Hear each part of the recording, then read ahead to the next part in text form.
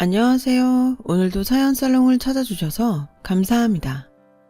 사연을 보내는 저는 맏며느리예요. 지금은 남편, 그리고 두 시동생과 함께 제법 건실한 회사를 경영하고 있는 사업가이기도 합니다. 안정적이고 행복한 지금에 이르기까지 돌아보면 풍파도 참 많은 삶이었어요. 특히나 돈, 그리고 시부모님과의 우여곡절이 무척이나 많았죠. 왜 그런 말이 있잖아요. 어딜 가든 삐딱하고 배배 꼬인 사람이 늘 한둘씩은 있다고요. 직장에서 동료로 만나 저와 남편이 사내 연애 끝에 청첩장을 돌리던 그때에도 그랬어요. 결혼 후로 팔자 고치려 하는 것 아니냐는 삐딱한 시샘을 저에게 보내는 사람들이 분명 있었죠. 반면에 불행한 결혼이 되지 않겠느냐고 진심으로 걱정하는 지인들도 참 많았어요. 저의 친정은 무척이나 가난한 집안인데 비해 시댁은 훌륭한 사업가인 시아버지 덕분에 꽤 큰 부잣집이었으니까요. 제 입장은 어땠냐고요? 부잣집에 시집가서 팔자 고치려 했다거나 아니면 양가의 경제적 차이로 인해 늘 비교와 타박을 당하며 사는 불운한 결혼이었다거나 어느 쪽이었냐고요? 결혼할 때부터 지금까지 제 생각은 확고했어요. 참 잘한 결혼이었다고요. 이 결혼을 단 한 번도 후회한 적 없을 만큼이요.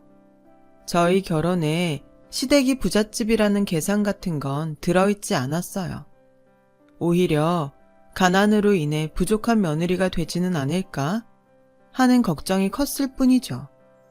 하지만 그마저도 오래가지 않을 걱정에 불과했어요. 시댁에 처음 인사하던 날, 시댁 식구들 모두가 저를 크게 반겨주었고 시부모님 두 분 모두가 아주 훌륭한 분들이셨던 덕분이었어요. 특히나 시어머니는 한눈에 봐도 정성 가득 손수 차려둔 저녁 식탁에 몸둘 바를 몰라 하던 저를 포근하게 다독여 주었어요. 아범한테 다 들었어. 사돈분들이 많이 어렵게 살아오셨다면서. 아, 네, 맞아요. 저희 친정부모님은 누구보다 정직하고 열심히 살아왔지만 그만큼 운이 따라주지 않는 바람에 많이 어려운 삶을 보내셨다고 생각합니다. 그래, 이해한다. 너도 얼마나 고생이 많았어. 이해해 주셔서 정말 감사합니다. 그래서 솔직히 걱정이 좀 있어요. 혹시라도 내가 부족하다 할까봐? 친정이 가난하다는 이유로? 어머님과 아버님이 가난을 죄섬을 분들은 아니라는 거 아범에게 들어서 잘 알고도 있고 저 또한 친정의 가난이 부모님의 잘못은 아니라고 생각하지만 결혼이란 게 두 집안이 하나 되는 것인 만큼 아무래도 조심스러울 수밖에 없으니까요. 그래, 네 말이 맞다. 굳이 양가의 경제적 차이가 아니더라도 결혼이란 게 이래저래 신중하게 결정해야 하는 것이지. 하지만 너의 걱정이 오직 친정이 가난하다는 이유 때문이라면 그런 걱정 안 해도 된다. 네?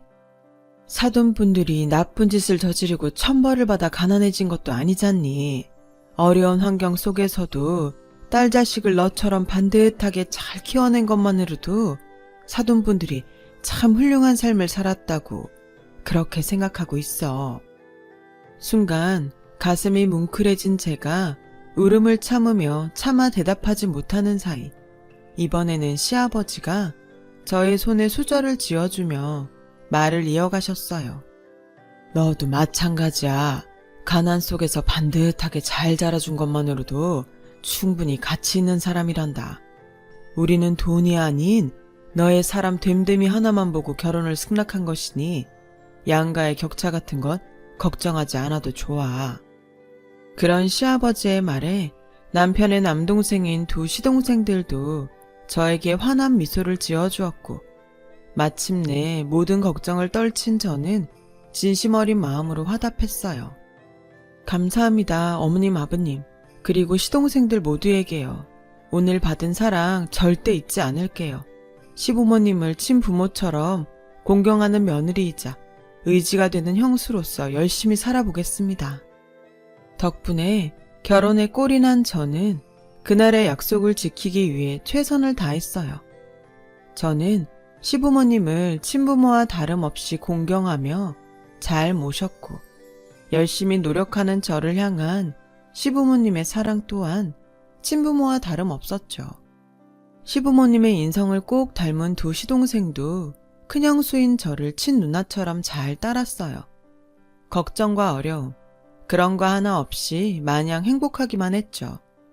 요즘 말로 치면 그야말로 꿀같은 시간들이라고 해야 할까요?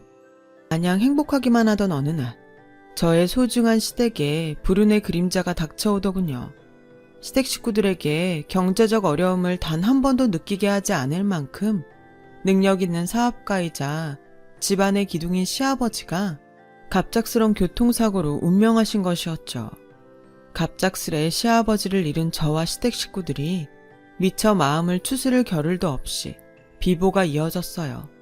하필이면 경제 위기가 닥쳐온 탓에 시어머니가 물려받기로 되어 있던 시아버지의 회사가 부도 처리되어 버렸거든요. 그 바람에 시댁에 빨간 차압딱지가 나붙고야 말았고 결국 시댁 식구들은 집단으로 우울증에 빠지고야 말았어요. 저는 그런 시댁 식구들의 심정을 충분히 이해할 수 있었죠. 가난의 서름은 누구보다 뼈저리게 알고 있는 데다가 돌아가신 시아버지의 빈자리는 저에게도 한없는 아픔이었으니까요. 하지만 저는 절대 주저앉을 수 없었어요. 가족들 중 가난의 내성을 가지고 있는 유일한 사람이 바로 저였고 더욱이 시아버님으로부터 받았던 하와와 같은 사랑을 또렷하게 기억하고 있었거든요. 그 사랑 덕분에 결혼에 꼴이 나면서 제 입으로 했던 약속을 지키기로 했거든요. 시부모님을 친부모처럼 공경하는 며느리이자 시동생들에게는 의지가 되는 큰 형수가 되겠다는 약속 말이에요. 결심을 굳힌 저는 곧장 시아버지의 빈자리를 채우기 위해 집안의 기둥 역할을 자처했죠. 많이 힘들죠. 알아요. 저도 다 이해합니다. 저에게도 시아버님은 세상의 기둥이었고 가난의 서름은 누구보다 제가 잘 알고 있으니까요. 미안한데 세아가 우리 나중에 다시 얘기하면 안 될까? 우리가 지금 마음이 좋지 않다. 그래서 네가 무슨 얘기를 해도 귀에 잘 안 들어올 것 같아. 아니요. 아프고 힘들수록 더 제 얘기를 들어주셔야 해요. 어머님도 도련님들도 다 같이요. 아버님 일은 너무 슬프지만 그래도 제가 있잖아요. 가난을 겪어본 제가 어머님이랑 도련님들 옆에 꿋꿋하게 버티고 있잖아요. 집안 살림이야 제가 어떻게든 꾸려나갈 테니 저 믿고 우리 한번 다시 힘내서 살아봐요. 하늘에 계신 아버님이 하늘에서나마 마음 편하게 쉴 수 있도록요. 가족의 아픔은 가족이 함께 이겨나가야 하는 법이고 저도 엄연히 이 집안 가족이잖아요. 어머님 아버님이 사랑으로 품어주신 맏며느리, 도련님들이 친누나처럼 아껴주는 형수. 그날 시댁 식구들은 저를 부둥켜 안으며 펑펑 울었어요. 그 눈물과 함께 삶의 의지를 다졌죠. 가족을 위기로 몰아넣은 그림자로부터 벗어나 다시 행복한 삶을 되찾자는 다짐을 했어요. 하늘이 무너져도 솟아날 구멍이 있다고 했던가요? 시댁 식구들은 우울증으로부터 벗어나 일상을 빠르게 회복하기 시작했어요. 맏며느리로서 중심이 되어야 한다고 생각했고 한몫 단단히 거들었죠. 가난한 친정 출신인 저는 가난으로부터 배운 살림 솜씨를 알뜰살뜰 발휘해 시댁 가게를 복구해 나아갔어요. 예전처럼 부자는 아닐지언정 먹고 살 걱정은 없을 만큼 빠르게 복구시키는 데 성공했죠. 한동안 긴축재정 시기를 보낸 덕분에 사업이 부도나면서 생겼던 시댁에 조금 남은 빚까지 모두 갚아내는 데도 성공했어요. 마침내 모든 빚도 청산하던 날, 다시 되찾은 행복을 마주한 저와 시댁 식구들의 우애는 더욱 깊어졌죠. 전보다 훨씬 행복한 시간이 찾아왔어요. 그런데 하늘도 참 무심하시지. 여보, 며느리 입에서 이런 말 나오면 안 되는 거 아는데 있잖아. 당신도 느꼈어? 확실히 느꼈어. 어머님이 나를 몰라보더라고. 단순한 노화나 건망증 같지가 않았어. 어머님이 나를 몰라볼 수가 없으니까. 어제 아침에는 한복 어딨냐고 찾더라. 한복? 우리 부모님 전통혼례로 결혼식 하셨잖아. 아무래도 결혼식 당일로 착각한 것 같아. 엄마는 엄마를 무슨 20살 신부로 생각하는 모양이고. 아니겠지? 나도 아니었으면 좋겠는데 동생들도 그러더라. 도련님들이 왜? 아무래도 엄마가 많이 이상하다고. 또 무슨 일이 있었길래? 집에 보내달라고 자꾸 투정 부린대. 동생들이 여기가 엄마네 집이라고 그러니까 엄마는 죽어도 여기는 내 집 아니라면서 하는 말이 어릴 적에 농사 짓고 살던 시골집 얘기를 했다더라고. 어머님 지금 어디 계셔? 응? 일단 병원부터 가봐야 할 거 아냐. 저와 남편은 곧장 대학병원 여러 곳을 다니며 시어머니의 진료를 보았고 모든 의사들의 진단은 똑같았어요. 치매 초기라더군요. 억장이 무너지더라고요. 하늘이 원망스럽더라고요. 시어머니처럼 훌륭한 사람이 세상 또 어딨다고 불의의 사고로 시아버지를 데려가 버리질 않나. 갑작스런 가난을 겪게 하지를 않나. 겉도 모자라서 이제는 치료법도 없는 치매라니. 할 수만 있다면 옥황상제의 멱살이라도 잡아 흔들고 싶은 심정이었죠. 하지만 시댁의 기둥을 도맡고 있던 저에게는 속상해야 할 겨를조차 주어지지 않았어요. 시어머니의 치매 진단으로 인해 또 한 번 흔들리는 시댁 식구들을 다잡아야만 했거든요. 그래서 저는 치매 초기에 발견했으니 그나마 다행이라며 시댁 식구들을 다독였고 남편과 두 시동생 또한 충격을 딛고 굳세게 일어섰죠. 오직 시어머니를 위해서요. 하지만 치매는 저와 시댁 식구들의 생각보다 훨씬 독한 병이더군요. 가족 모두가 사방으로 수소문해봤자 치료법 따위는 없었고 저와 시댁 식구들이 할 수 있는 것이라고는 시어머니를 최대한 지극정성으로 모시는 것밖에는 없었어요.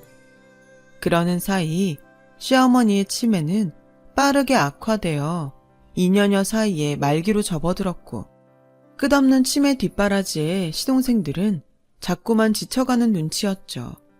그러던 어느 날 아침 결국 사달이 나고야 말았어요. 여보, 일어나 빨리.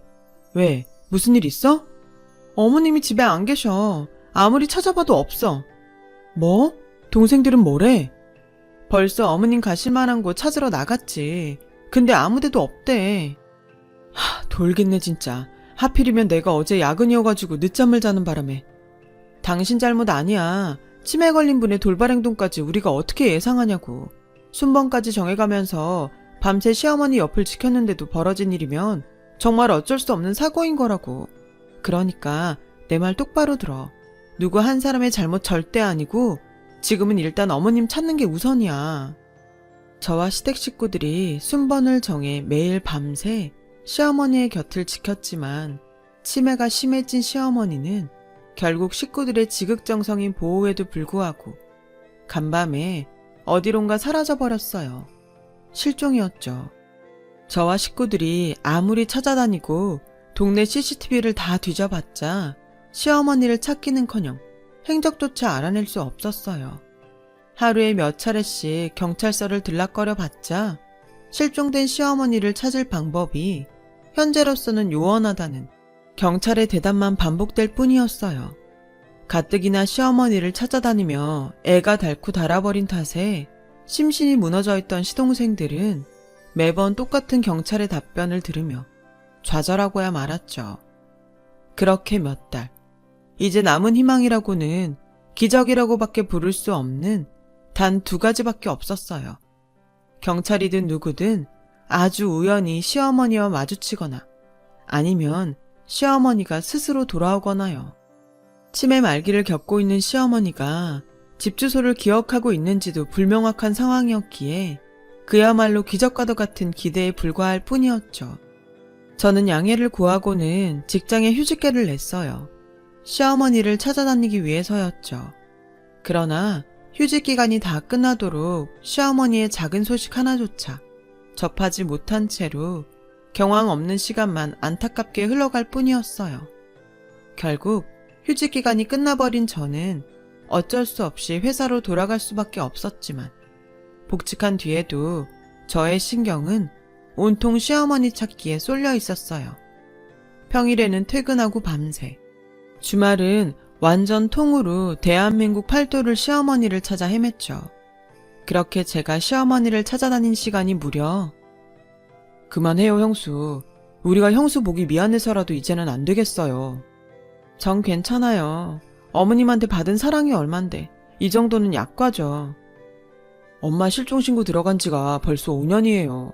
5년이면 실종신고를 사망신고로 바꿀 수도 있을 만큼 긴 시간이라고요. 도련님까지 그런 말 하지 마세요 제발. 안 그래도 경찰에서도 그렇고 주변 사람들도 그렇고 이쯤 되면 시어머니 사망신고 해야 하지 않느냐는 말 때문에 하루하루가 속상해. 아무리 손아래 시동생이라지만 자식 입장에서 이런 말 하는 거 쉽지 않죠.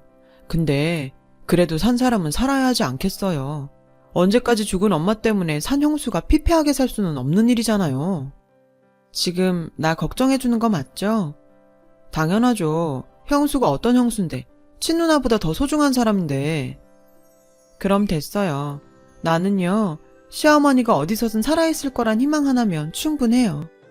그러니까 내 걱정 말고 도련님들 마음부터 추스르세요. 좋은 사람 만나서 가정도 꾸리고 그래야 어머님 돌아오셨을 때 새며느리 자랑도 하고 그러죠. 암튼 우리 형수 효심도 최고다 정말. 고마워요. 친자식보다 더 친자식처럼 엄마를 아껴줘서. 그렇게 생각해주니까 저도 고마워요. 정신 차리고 보니 제가 시어머니를 찾아다닌 지가 벌써 5년에 접어들어 있더라고요. 시동생의 말처럼 5년이면 실종신고를 사망신고로 전환할 수도 있을 만큼 아주 긴 시간이었죠. 정상적인 사람의 실종도 그럴 텐데 치매에 걸린 시어머니가 5년간 멀쩡히 생존해 있으리라는 보장은 더더욱 없고요. 그래서였을까요? 주변에서도 심지어 경찰조차도 시어머니를 죽은 사람 취급하기 시작했어요. 시어머니는 어려울 것 같으니 사망신고를 한 다음 산 자식만이라도 멀쩡히 살아야 하지 않겠냐는 속상한 조언만 반복할 뿐이었죠. 그러거나 말거나 시어머니를 찾겠다는 저의 다짐은 변하지 않았고 고맙게도 남편과 시동생 모두는 저의 편이 되어주었죠. 그러던 어느 날 시어머니의 사망신고를 한사코 거부하고 있던 저와 시댁 식구들에게 뜻밖의 소식이 전해졌어요. 시아버지가 살아계실 적 사둔 시골 땅이 제법 된다는 소식이었죠. 저희는 몰랐죠 당연히. 부동산 관계자 말로는 시골 생활을 그리워했던 어머니를 위해 시아버지가 남몰래 준비한 선물이었고 두 시동생들 장가 보내놓고 나면 시어머니와 함께 시골로 내려가 귀농 라이프를 보내기 위해 마련한 땅이었다더군요. 문제는 시아버지가 헐값에 사두었던 그 시골 땅이 그 땅의 존재를 가족을 아무도 모르고 지내는 사이에 신도시 재개발 계약이 확정되었고 저와 시댁 식구들이 소식을 들었을 때는 이미 45억 남짓되는 규모의 금싸라기 땅으로 변해 있다는 것이었어요. 좋은 일 아니냐고요? 글쎄요.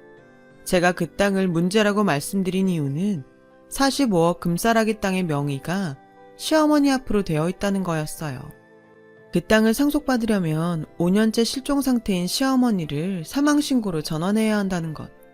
그리고 가장 큰 문제는 바로 45억 금싸라기 토지의 소식을 가지고 시댁 식구들 앞에 나타난 부동산 관계자들이 알고 보니 전문 투기꾼들이라는 것이었죠. 그들의 속셈이야 뻔하죠. 시어머니를 사망신고한 다음에 땅을 상속받아 자신들에게 팔아라. 아니나 다를까 투기꾼들의 입에서 차마 용서할 수 없는 몹쓸 말이 튀어나오더군요. 치매 노인네 사망보험금 쪽으로 웃돈 얹어줄 테니까는 얼른 사망신고하고 후딱 우리한테 파쇼. 사망보험금이요? 사망신고요? 그게 사람 입에서 나올 말인가요? 이 아줌마 또 착한 척하네. 아닌 말로다가 돈이 45억이야 45억. 거기다가 웃돈까지 얹어서 팔아치우면 얼마나 큰 부자가 되는 거야. 어차피 받을 유산이면 제때 잘 챙겨 받으라고. 괜히 버스 떠난 다음에 후회하지 말고. 됐으니까 곱게 가져. 당신들한테 놀아날 생각 없다고. 아줌마, 지금 제정신이야? 이렇게 좋은 기회 날린 다음에는 뭐 어쩌려고. 어쩌기는 어머님 찾아야지. 지금 나한테 제일 중요한 건 시어머니를 찾아야 한다는 거예요. 시어머니가 어딘가는 반드시 살아있을 거라는 거 알아들어? 멀쩡히 살아계신 시어머니를 죽은 사람 취급해가면서 누리고 싶은 호의호식 따위는 없고 땡겨받을 유산 따위는 더더욱 없어. 와, 나 진짜 그러쇼. 누구 생각대로 되는지 어디 두고 봅시다. 콧방귀를 끼며 돌아가는 투기꾼들의 뒷모습을 보며 저는 자신만만했어요. 시댁 식구들을 믿었으니까요. 다행히 남편의 뜻은 저와 같았어요. 하지만 두 시동생의 입장은 달랐죠. 시어머니의 치매 뒷바라지를 시작하던 날부터 실종된 시어머니를 찾아 헤매던 지난 5, 6년의 시간. 그 시간 동안 꾸준하게 지쳐왔고 독한 좌절을 절감해왔던 시동생의 심정은 마침 체년 근처를 왔다 갔다 하던 시점이었나 봐요. 그런 상황에 투기꾼들이 갑작스레 물고 온 45억 금싸라기 땅 소식은 무척이나 달콤한 소리였던 모양이었어요. 그래서 두 시동생들은 이참에 사망신고 해버립시다, 형수. 뭐라고요? 솔직히 치매 뒷바라지도 모자라서 실종된 엄마 찾아다닌 시간이 6년이 넘었으면 할 만큼 한 거잖아요. 그래서요. 자식된 도리는 벌써 다 하고도 남았으니까 우리도 이제는 자식된 권리도 좀 누리면서 살자고요. 어머님 사망 신고하고 투기꾼들한테 땅 팔아치우자는 소린가요, 지금? 무슨 말을 그렇게 까칠하게 해요. 자식이 부모 유산 알아서 찾아가겠다는 건데 그게 그렇게 못마땅한가? 죽은 엄마 평생 그리워하면서 멀쩡히 있는 유산 홀라당 공중 분해시켜버리는 것보다는 낫다는 생각 안 해봤냐고요. 예? 도련님, 제발 그만합시다. 우리도 지쳤어요. 우리도 우리 세상, 우리 삶 찾아서 잘 살아야지. 정신 차리고 말 같지도 않은 소리 앞으로 하지 말아요. 오늘 딱 한 번만 참아주는 거지 다음에는 안 참아. 끝까지 이럴래요? 형이랑 형수가 반대하면 우리가 뭐 아무것도 못할 줄 알고? 어머님 살아있다고요. 아직 우리가 못 찾았을 뿐이지 어딘가에는 살아계실 거라고요. 며느리인 나도 어머님을 이렇게 믿는데 자식인 도련님들이 이렇게 져버리면 안 되는 거잖아요.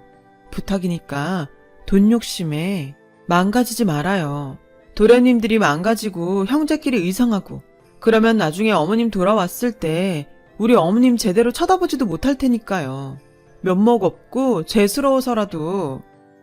투기꾼들이 몰고 온 금싸라기 땅 소식에 동생들은 급격하게 흔들리기 시작했고 제가 아무리 말려보아도 아나무인이 되어갔어요. 그 45억을 두고 자기들끼리 한 푼이라도 더 가져가겠다고 싸움을 벌이기 시작한 두 시동생들은 한사코 말리는 저와 남편을 향해 악당까지 퍼붓더군요. 형이랑 형수가 이미 죽은 엄마 핑계나 대면서 유산을 독차지하려 든다고요. 그러더니 결국 저와 남편 몰래 독단적으로 시어머니의 사망신고를 진행해버렸어요. 그 사실을 사망신고 절차가 마무리되고 난 뒤에야 알게 된 저와 남편에게는 가슴 아파할 여유조차 없었어요. 시동생들이 투기꾼들에게 아버님께서 어머님을 위해 준비해 두신 그 땅을 팔아치우기 전에 어떻게든 시어머니를 찾아서 토지 매각을 막아야만 했어요. 시동생들이 자식으로서 넘지 말아야 하는 마지막 선을 넘어버리지 않도록요. 그래서 저는 곧장 직장에 사표까지 내가며 모든 시간을 시어머니 찾는 일에 쏟았죠. 오직 시어머니가 반드시 살아있을 거라는 믿음 하나만 가지고요. 그럼에도 불구하고 시어머니의 종적은 여전히 묘연했습니다. 돈 욕심에 눈이 먼 시동생들이 땅을 팔기 위해 투기꾼과 접선하던 그날 45억 땅값에 시어머니의 사망보험금 쪼로 더 웃돈을 얹어 계약서에 인감도장을 찍으려는 때에 제가 서류 한 장을 들고 들어가 그 계약을 막았습니다. 갑작스런 저의 등장에 시동생들은 당황했고 투기꾼들이 저에게 거세게 맞섰죠. 이봐요 아줌마, 벌써 다 끝난 얘기잖아. 치매 노인네 사망신고도 끝났겠다. 상속자인 시동생들이 계약서에 도장 찍겠다는데 이제 와서 뒷북은 무슨. 얌전히 앉아서 박하사탕이나 하나 까먹으면서 구경이나 하쇼. 도장 금방 찍으니까는. 난 박하사탕 싫어하는데. 그쪽들은 혹시 전통 음식 좋아해요? 뭐? 엿이나 까잡수라고. 이 아줌마가 미쳐가지고 한번 크게 혼나 봐야 정신을 차리지 아주. 크게 혼날 사람들은 당신들이지. 어머니 사망신고? 그거 취소됐거든. 제가 가지고 왔던 서류 한 장을 내밀자 서류를 확인한 시동생들과 투기꾼들의 얼굴이 사색이 되었어요. 제가 준비한 서류는 사망 처리된 시어머니의 부활신고서였어요. 부활신고서란 실종 후 5년이 지나 사망 처리된 대상의 사망신고를 취소한다는 서류예요.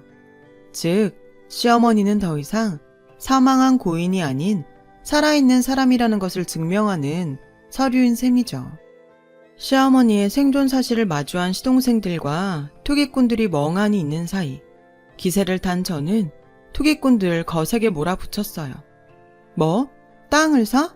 사망보험금조로 몇 억을 더 얹어줘? 우리 시어머님이 이렇게 버젓이 살아계시는데 당신들이 무슨 자격으로? 누가 그래? 아직 살아있다고. 내가 그래. 우리 남편이 그래. 그리고 정부가 보증해. 법적인 서류를 보고도 못 믿겠어? 그럼 경찰 불러줄게. 직접 확인해 보든가. 경찰 부르는 김에 당신네들이 불법 투기꾼이라는 사실도 겸사겸사 같이 상담해보고. 어때? 이대로 꺼질래? 아니면 한 몇 년 교도소에서 푹 썩어볼래? 그렇게 속삭인 투기꾼들은 걸음한 아살려라 주랭랑을 쳐버렸지만 시동생들은 상황을 이해하지 못한 모양이었어요. 그래서였는지 저에게 다짜고짜 한마디씩 따지더라고요. 와, 형이랑 형수 그렇게 안 봤는데 심하네 진짜. 끝까지 45억 혼자 다 해먹을 생각이에요? 죽은 엄마 살아있다고 서류 조작까지 해가면서. 됐어, 그만해 작은형. 서류 조작까지 해대는 사람한테 무슨 말을 더 하냐고. 부동산 업자들 얼른 쫓아가서 계약서 다시 쓰면 그만이지. 잠자코 듣고 있던 저는 투기꾼들을 쫓아나가려는 시동생들의 앞을 막아섰어요. 또 아무 말 없이 시동생들을 근처에 있는 종합병원을 향해 억지로 이끌었어요. 거의 끌려오다시피 종합병원에 도착한 시동생들은 남편의 보호를 받으며 건강검진을 받고 있는 어머님과 마주했죠. 눈물이 그렁그렁 맺힌 눈으로 그러더군요. 엄마 맞는데? 우리 엄마 맞는데 이게 어떻게 된 일이에요? 이래서 얘기했잖아요. 어머님 살아 계실 거라고. 끝까지 믿고 가보자고. 바로 전날 밤이었어요. 제가 눈물겹도록 기적과도 같은 전화 한 통을 받은 것은요. 시어머니가 지방의 어느 노숙자 쉼터에서 보호를 받고 있다는 전화였죠.